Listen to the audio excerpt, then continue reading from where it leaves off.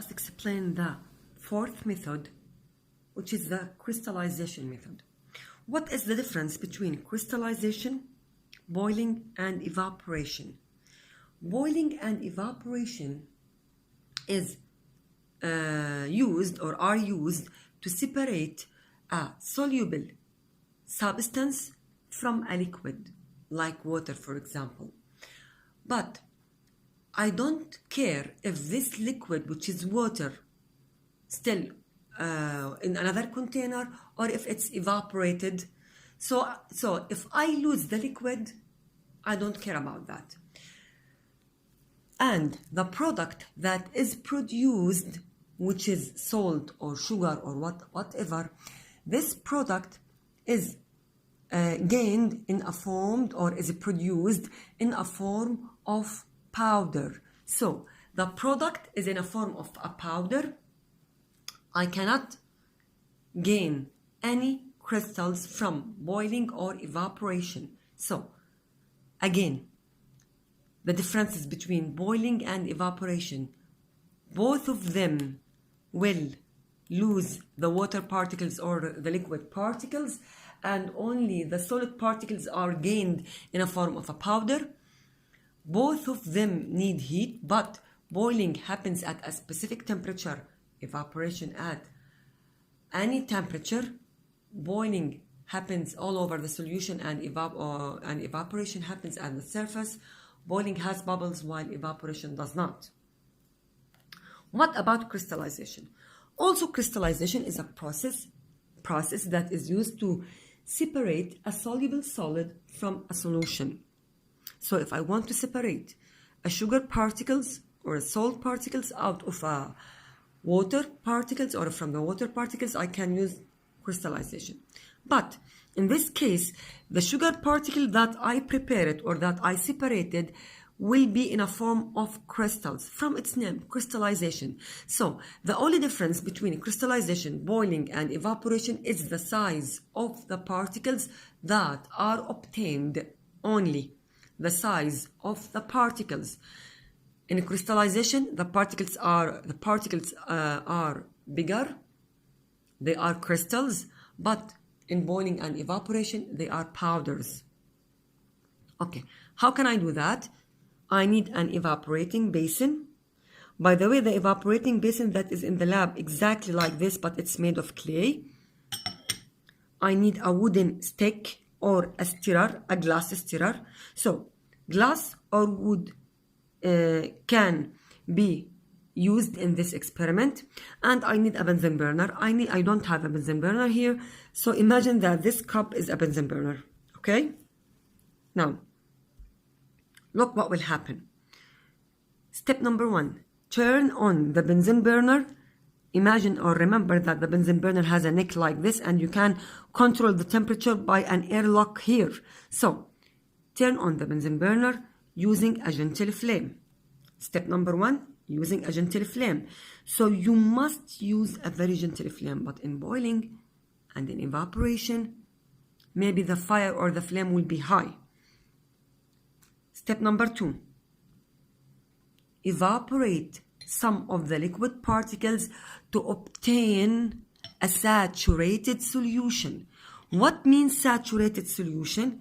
Means no more particles can be dissolved in a solvent at a specific temperature, at that temperature. But I'm still evaporating the solvent. So the amount of the solvent is decreasing, while the amount of the solute, or the amount of the particles that they cannot dissolve, will increase or is increasing. So I'm losing more solvent, and more, which is more water in this case, and the solute, which is sugar, still at the bottom of the beaker. Right. During this process, put a stirrer. In the lab, it's made of glass. Here, I can use a wooden stirrer, by the way. Okay. Why this stirrer? To detect something called a crystallization point. What is a crystallization point? These points tell us when this solute starts to be crystallized. from its name, a crystallization point, so the starting point at which the solids start to be crystallized. طيب. Or start crystallizing. Then, don't stir. Do not stir. This is stirrer not for stirring. Just put it like this. That's it. When the first crystals, when you see, just observe it. When you see that the first crystals start to be sticked on this stirrer, so this is the crystallization point.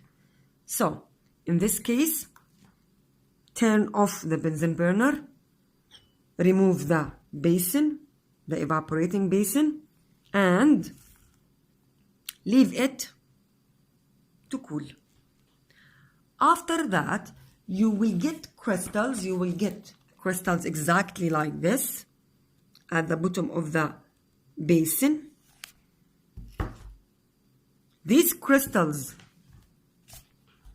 are not clean, so you have to wash them. How? Add little bit, splash little bit distilled water. Why distilled water? Because it is containing only H2O. It does not have any minerals. The water that we drink contains minerals, but the distilled water does not have any minerals. So, add some distilled water to wash the crystals, to clean them. Then, filter the crystals using filter paper as you saw before. Then, dry it. The crystals now at the top of the filter paper, leave it for few hours, and that's it. So, crystallization is the process that is used to obtain a soluble solid from a solution. We can get this solid as a form of crystals. How? Again, gentle flame, stirrer, wait till the crystallization point, or wait till the first crystals start to be sticked at the stirrer. So this is the crystallization point. Switch it off, cool. After that, wash it by using distilled water, filter, and then dry. How can I dry it? Just keep it on the table or on the bench in the lab for 1 hour, 2 hours, or for the next day, and that's it. So this is the crystallization process. So in this case, my students, we have finished decanting from your book and filtration, evaporation, and crystallization. Next time we will explain distillation and fractional distillation and chromatography. And I will write also a summary for you about what is a mixture. These notes are very important. We will explain it in the next video, inshallah. Good luck.